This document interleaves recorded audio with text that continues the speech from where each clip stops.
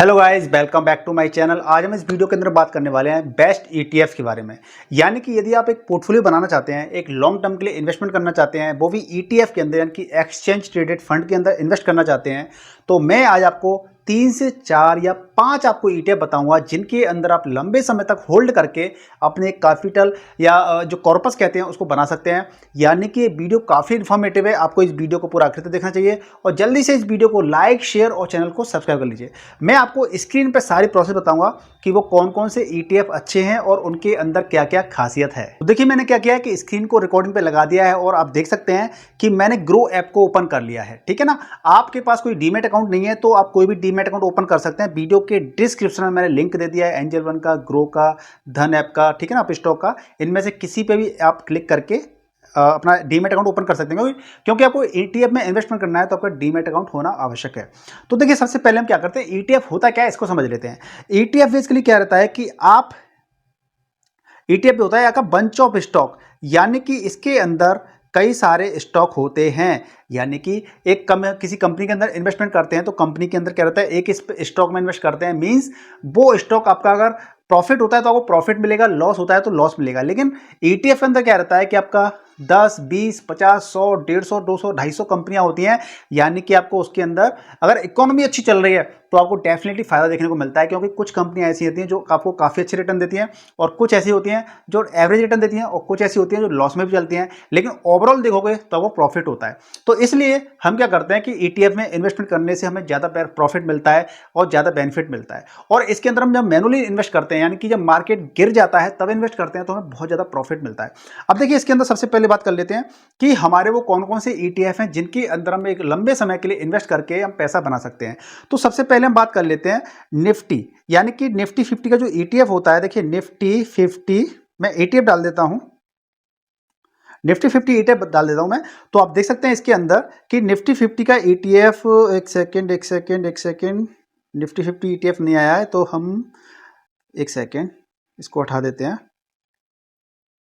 हाँ, Nippon India ETF Nifty 50, ठीक है ना, ये आ गया। तो जिसको हम कहते हैं निफ्टी 20 भी कहते हैं। तो निफ्टी 20 के अंदर क्या रहता है कि इसके अंदर हम पैसा इन्वेस्ट कर सकते हैं। अब जरा लोड हो जाने देते हैं, नेट की प्रॉब्लम क्या आ रही है, राइट। तो देखिए निप्पॉन इंडिया ईटीएफ निफ्टी 50 20 है। अब इसकी हम बात कर लेते हैं, परफॉर्मेंस की बात कर लेते हैं कि भैया हमें परफॉर्मेंस कैसी मिल रही है पिछले टाइम के अंदर, पिछले 10 साल, 15 साल के अंदर या 5 साल के अंदर हमें कैसी रिटर्न मिल रहा है।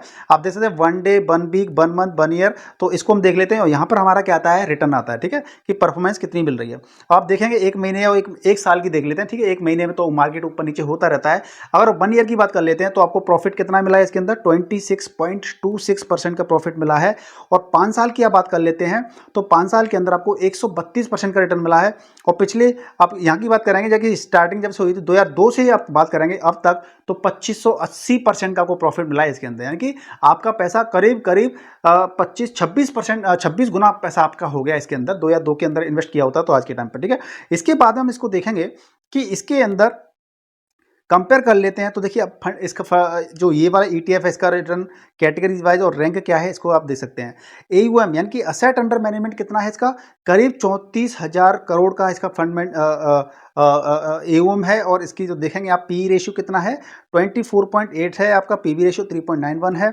नंबर ऑफ स्टॉक इसके अंदर कितने हैं, 50, यानी कि हमारा देश की 50 टॉप कंपनी के अंदर पैसा इन्वेस्ट होगा जो कि ईटीएफ है।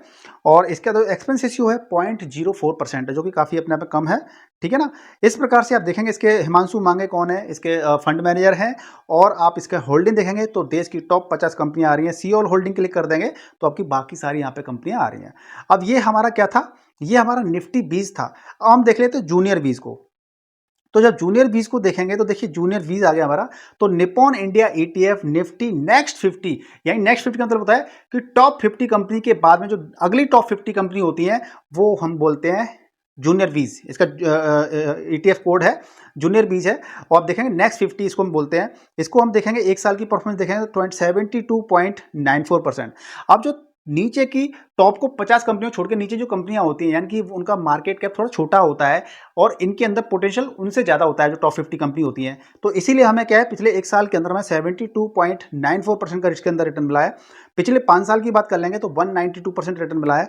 और पिछले ये आप बात कर लेते हैं करीब 2003 के अंदर की बात करेंगे, जिसके अंदर में 488% का रिटर्न मिला है हमें इसके अंदर। ठीक है, चलिए इसके बाद हम देखेंगे यहाँ पर कि जो फंड की कैटेगरी क्या है। आप देख सकते हैं यहाँ पे फंड की कैटेगरी क्या है और इस ETF की क्या है, फंड की क्या है, कंपैरिजन कर सकते हैं।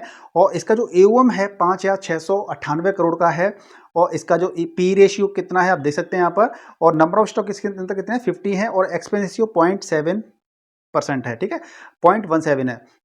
हिमांशु मांगे इसके कौन है, फंड मैनेजर हैं। और जो नेक्स्ट 50 के अंदर कौन कौन सी कंपनी आती हैं वो आप इसके अंदर देख सकते हैं यहाँ पे, देखिए। ठीक है, ओके। अब इसके बाद हम बात कर लेते हैं, हम डाल देते हैं यहाँ पे ETF। तो हमें HDFC का निफ्टी, HDFC का स्मॉल कैप निकालना है हमें इसका। तो HDFC ये रहा, HDFC Nifty small cap 250 ETF है। तो इसके अंदर क्या रहता है, 250 कंपनियां इसके अंदर, कौन सी, मिड कैप लेवल की 250 कंपनियां इसके अंदर। तो आप देखेंगे एक साल का, पिछले एक साल की परफॉर्मेंस देखेंगे तो 46.48% की रिटर्न है इसके अंदर। पिछले 5 साल की देखेंगे तो 183.05% की रिटर्न है। और अगर ऑल कर देते हैं, यानी कि स्टार्टिंग कब से हुई थी, 2023 के अंदर लॉन्च हुआ है हालांकि। तो 2023 यानी कि अभी लॉन्च हुआ है, लगभग एक साल 1.5 साल हो गई इसको। तो इसके अंदर 98.97% की इसके अंदर परफॉर्मेंस है। यानी कि mid cap company large cap बनने की संभावना होती है, तो इसके अंदर ग्रोथ देखने को काफी ज्यादा मिल जाती है और रिस्क भी थोड़ा बढ़ जाता है इसके अंदर। ठीक है, क्योंकि मिड कैप कंपनीज हैं। अब इसके अंदर देखेंगे फंड रिटर्न कितने हैं, कैटेगरी वाइज कितने हैं आप देख सकते हैं इसके अंदर। और AUM कितना है इसका, 530 करोड़ का है। यानी कि अभी 2023 के अंदर स्टार्ट हुआ है, इसलिए इसका AUM भी कम है इसका। पीवी रेशियो की बात कर लेते हैं इसके अंदर, देखिए 27.85 है और 3.89 आपका पीवी रेशियो है। नंबर ऑफ स्टॉक कितने हैं इसके अंदर, 250, मिड कैप लेवल के 250 स्टॉक हैं इसके अंदर। और एक्सपेंस रेशियो की बात कर लेते हैं, 0.20% इसका एक्सपेंस रेशियो है। ठीक है, और अरुण अग्रवाल, निर्मल एस मोरारखा और अभिषेक मोर इसके क्या हैं, फंड मैनेजर हैं। अब हम बात कर लेते हैं मिड कैप। ठीक है, mid cap 150 mid cap 150 ETF की बात कर लेते हैं। तो देखिए Nippon India ETF Nifty mid cap 150, यानी कि इसके अंदर आपका मिड कैप, ठीक है ना। अभी जो मैंने बात की थी वो क्या था, स्मॉल कैप 250, यानी कि उसके अंदर स्मॉल कैप कंपनीज थी। तो स्मॉल कैप में अब इस सॉरी मैं उसको माफी चाहूंगा कि मैं 250 मिड कैप बोल रहा था, जबकि वो स्मॉल कैप है। यानी कि स्मॉल कैप के अंदर रिस्क बढ़ जाता है, लेकिन वहां पे पोटेंशियल काफी अच्छा हो जाता है, क्योंकि जहां पर रिस्क है वहां पे प्रॉफिट भी ज्यादा बढ़ जाता है। ठीक है, अब यहाँ पे मिड कैप की बात कर रहे हैं, यहाँ पे 150 कंपनियां हैं जो कि मिड कैप लेवल की हैं। और इसके अंदर पिछले एक साल की परफॉर्मेंस की बात करेंगे तो 49.72% का रिटर्न है। पिछले 5 साल की बात करेंगे तो 259% का रिटर्न है इसके अंदर। और ऑल की बात कर लेते हैं, हालांकि ऑल क्यों, ये अभी आपका 2019 के अंदर लॉन्च हुआ था ETF, जिसके अंदर आपको 260% के करीब आपको इसके अंदर रिटर्न मिला है। और इसके अंदर जब देखेंगे आप कंपेरिजन करेंगे तो फंड रिटर्न कैटेगरी और रैंक वाइज देखेंगे तो आप यहां पे कंपेयर कर सकते हैं। इसका जो AUM है वो आपका 1,752 करोड़ का है। और पी रेशियो कितना है, 37, यहाँ पे पी रेशियो थोड़ा सा ज्यादा है। ठीक है ना, पीवी रेशियो की बात कर लेते हैं, 5.04 है। पी रेशियो ज़्यादा क्यों है यहाँ पे, क्योंकि ये मिड कैप के लेवल की कंपनी है, तो थोड़ा सा यहाँ पे इसमें आपको देखने मिल जाता है। नंबर ऑफ स्टॉक की बात कर लेते हैं, 149 इसके अंदर स्टॉक है, यानी कि 150 स्टॉक है। क्योंकि देखिए 149 क्यों बोल रहा है कि इसके अंदर 150 स्टॉक होते हैं। अब कोई स्टॉक परफॉर्म अच्छा नहीं कर रहा है तो उसको निकाल देते हैं इस लिस्ट से और दूसरा आ जाता है जो अच्छा परफॉर्म कर रहा है। ठीक है ना, और इसके अंदर एक्सपेंस रेशियो की बात कर लेते हैं, 0.21% का इसका एक्सपेंस रेशियो है। और हिमांशु मांगे इसके फंड मैनेजर हैं, 2019 के अंदर ये लॉन्च हुआ था। और इसका जो ETF कोड कहेंगे तो ETF कोड क्या है, मिड 150 बीज इसको बोलते हैं।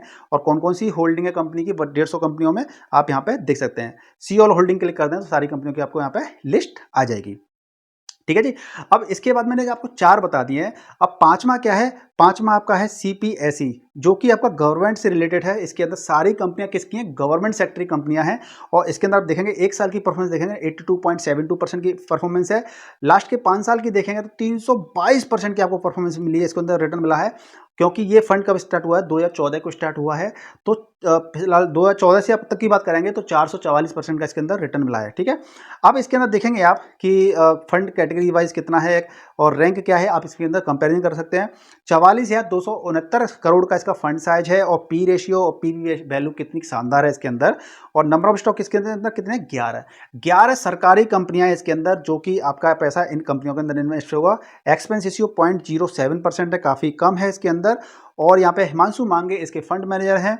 और यहाँ पे देखेंगे वो 11 कंपनियां कौन कौन सी हैं, वो आपके जो 11 कंपनियां हैं सरकारी सेक्टर की कंपनियां हैं वो आपकी सामने हैं, ये हैं। यानी कि हम इस म्यूचुअल फंड के अंदर अगर इसी ETF के अंदर इन्वेस्ट करते हैं तो हमारा पैसा कहाँ पे जाएगा, इन कंपनीज के अंदर पैसा जाएगा जो कि सरकारी कंपनियां हैं।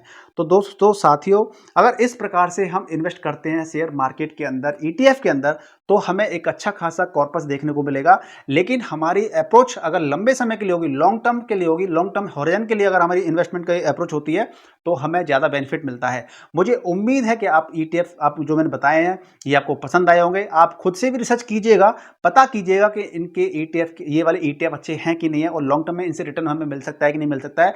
अगर वीडियो पसंद आए तो वीडियो को लाइक कीजिए, शेयर कीजिए और आपके मन के अंदर कोई डाउट है तो मुझे कमेंट करके पूछ सकते हैं। वीडियो को जल्दी से लाइक कर दीजिए, शेयर कर दीजिए और चैनल पर नए तो चैनल को सब्सक्राइब कर लीजिए। मिलते हैं नेक्स्ट वीडियो में, तब तक के लिए गुड बाय, टेक केयर, जय हिंद, जय भारत, स्वस्थ रहिए, मस्त रहिए।